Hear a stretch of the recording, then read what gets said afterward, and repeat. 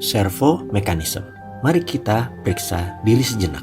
Adakah hal-hal yang telah menjadi pola yang sangat rapih dalam kehidupan kita? Selalu terjadi dan terjadi. Bahkan sebelum terjadi, kita seringkali meramalkannya untuk terjadi dan akhirnya benar terjadi. Itulah bentuk servo mechanism kita.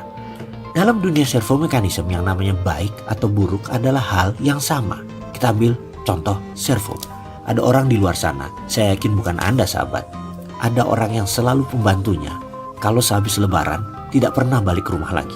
Dengan alasan bermacam-macam. Sehingga dia bingung bahkan mengambil kesimpulan bahwa cari dan mempunyai pembantu itu susah. Padahal sudah dikasih ongkos bolak-balik itu pembantunya. Diberi TV di kamar belakang. Apapun yang membuat pembantu itu betah. Tapi tetap saja pembantu tersebut tidak balik atau jarang balik lagi. Ada lain lagi misalnya, setiap di tahun kedua dia bekerja selalu berpindah. Asal tahun kedua plus minus deh pokoknya. Belum tahun ketiga dia udah pindah kerja. Faktanya hingga saat ini dia pindah sudah 4 kali tempat kerja. Alasannya ada yang kantornya tutup, ada karena ribut sama atasan, ada yang di hijack ke tempat lain. Macam-macam alasan pindahnya. Dan sekarang begitu menginjak tahun kedua terasa mulai ada masalah itu. Dan hal itu akan terjadi. Dan benar terjadi. Itulah servo. Jadi servo mechanism sederhananya adalah sesuatu yang terjadi berulang-ulang dalam hidup kita, membuat kita secara unconscious competence mengetahui apa yang akan terjadi atas sebuah kejadian. Kalau hal ini berhubungan dengan kemakmuran, maka patut disyukuri. Anda tahu hal ini akan menjadi rezeki Anda, servo rezeki Anda. Sekarang saya hanya mengingatkan, apa yang terjadi kalau servo Anda kantong kosong? Selalu ada cara uang keluar dari kantong Anda. Sehingga Anda tidak punya tabungan atau aset, bekerja sudah tahunan, tapi gak punya apa-apa, gak bisa nabung. Tahukah Anda, servo Anda yang lain lagi, bagaimana merubahnya? Bagaimana kalau servo itu hal yang jelek dan negatif? Bagaimana memaksimumkannya kalau hal itu positif? Di pelajaran video ini, semua akan difahami dasarnya. Di kelas MMBC, kita akan praktekkan pelajarannya. Kita akan membalik semua hal yang negatif menjadi positif. Juga dalam video ini, kita akan melakukannya secara perlahan.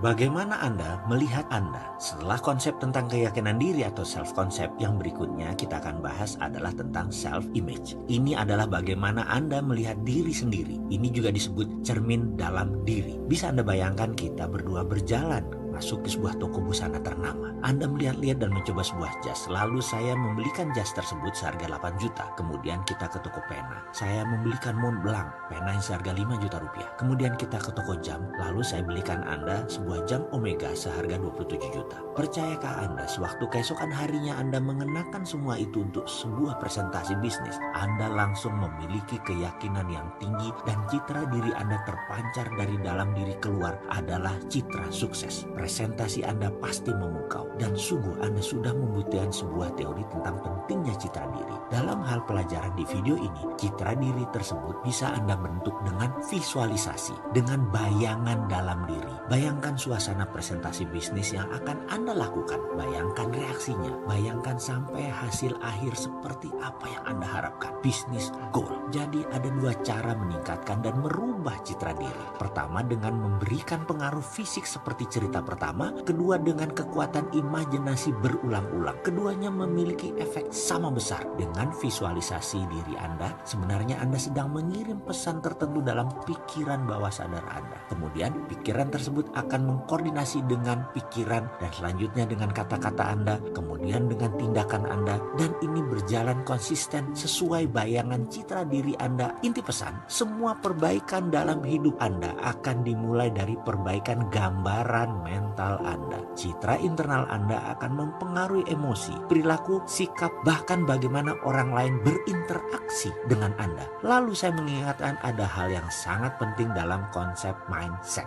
yaitu konsep trilogi pikiran sukses, yaitu seberapa besar Anda menyukai diri Anda. Saya ulangi, bagian komponen emosional yang terpenting tentang konsep Anda adalah self-esteem, yaitu seberapa Anda menyukai diri Anda. Tingkat Anda menyukai menyukai diri Anda sendiri menentukan banyak hal yang akan terjadi dalam diri Anda. Semakin Anda menyukai diri Anda, semakin baik Anda akan bertindak dalam bidang yang Anda tekuni. Dan jika dilihat dengan pemahaman terbalik, semakin baik performa Anda akan menyukai diri Anda sendiri. Sebagai contoh singkat, jika ada sesuatu terjadi dalam diri Anda, misalnya Anda seorang suami atau seorang istri yang meninggalkan rumah sebentar untuk belanja, setibanya di rumah, Anda melihat rumah menjadi berantakan barang-barang, anak-anak, dan lain sebagainya. Jika Anda mulai berteriak memanggil anak-anak, atau pembantu, atau apapun di luar diri Anda, artinya Anda tidak menyukai diri Anda. Ingat, jika Anda menunjuk masalah di sesuatu di luar diri Anda, artinya Anda tidak terlalu menyukai diri Anda. Tidak mengerti pernyataan barusan ini? Baiklah, saya lanjutkan. Jika seseorang mengenal baik dirinya sendiri dan menyukai dirinya sendiri, maka yang dilihat pertama pada setiap masalah adalah dirinya sendiri terlebih dahulu. Begitu Anda sadar bahwa semuanya adalah kealfaan Anda, maka langsung persoalan selesai. Kesadaran dalam diri inilah kuncinya, dan persoalannya tak lama akan menemukan jalan keluar. Sayangnya, banyak orang yang merasa sudah melakukan hal yang benar pada dirinya sendiri, sehingga yang tertinggal hanyalah menyalahi atau menunjuk orang lain. Saya ulangi dengan pernyataan dari sudut lain lagi. Setiap kali Anda berpikir persoalan itu ada di luar sana, maka sesungguhnya pikiran tersebutlah yang menjadi persoalan. Inilah kalimat saya yang menyatakan Anda tidak mengenal diri Anda. Anda tidak menyukai diri Anda. Maaf jika kalimat tersebut langsung dan membuat Anda tersinggung. Namun ini adalah pengalaman saya pribadi. Dulu saya adalah orang yang lebih sering menunjuk semua masalah di luar sana. Namun begitu saya membalik bahwa semua di dalam diri sendiri dulu melihatnya, saya menjadi merasa damai. Dunia indah, saya mengenal diri saya lebih baik lagi. Saya mengenal potensi saya, hingga perubahan tersebut membuat saya seperti sekarang. Self-esteem ini adalah inti reaktor. Seberapa Anda menyukai Anda adalah inti kepribadian Anda. Sayangi diri Anda sendiri terlebih dahulu. Inilah yang menentukan tinggi rendahnya tingkat keyakinan dan jelas tidaknya bayangan diri sendiri. Dalam bahasa lain, self-esteem